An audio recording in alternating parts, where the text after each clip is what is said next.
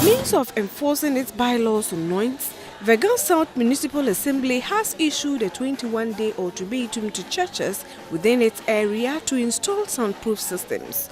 The move follows appeals from residents of the municipality to the Assembly to take action against churches that make excessive noise. Though churches have acknowledged the move, some explained that installation of soundproof systems would come with additional cost and thus it would be very difficult to meet the deadline. Taking it into consideration that most premises are rented, then it will mean that you will have to give it a facelift.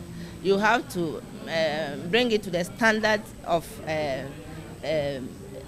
refurbishing the place as a soundproof auditorium, and that comes with a cost. Because of the noise, we are not environmental friendly. There are some people who wanted to even come to our churches, and because of the noise, they choose to go to church in other places. So the church should take this as an opportunity and minimize the noise, control the noise, and see how best we can improve our system. Because the church is for the community, and the community is for the church. The church is for the nation.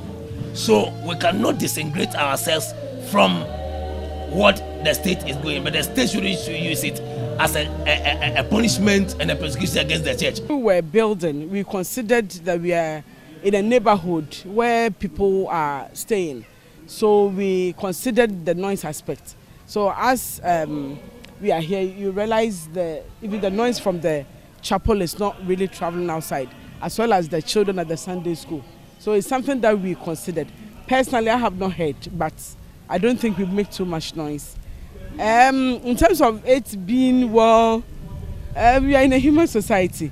If it's made into law, why not? People are supposed to abide by it. According to officials of the Ghana South Municipal Assembly, after the deadline, churches who fail to comply with the directive would face the full rigors of the law.